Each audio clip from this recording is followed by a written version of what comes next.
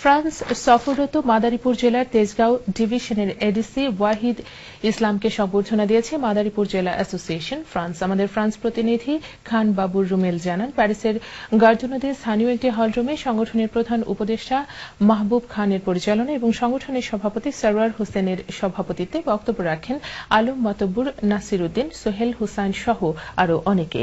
এ সময় সংগঠনের নেতৃবৃন্দ আগত অতিথিকে ফুল দিয়ে বরণ করেন।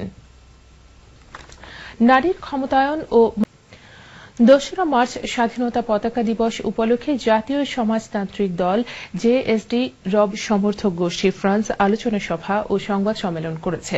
রবিবার প্যারিসের ক্যাটসেমায় সোনার বাংলা রেস্টুরেন্টে সংগঠনের সভাপতি এমরান আহমেদ আলমের সভাপতিত্বে এবং কাজী লুৎফুল কবিরের পরিচালনায় বক্তব্য রাখেন সাধারণ সম্পাদক রেজাউল করিম মাসুদ, সহসভাপতি হাবিবুর রহমান হাবিব, সাংগঠনিক সম্পাদক শাহিন হাওলাদার সহ আরও অনেকে।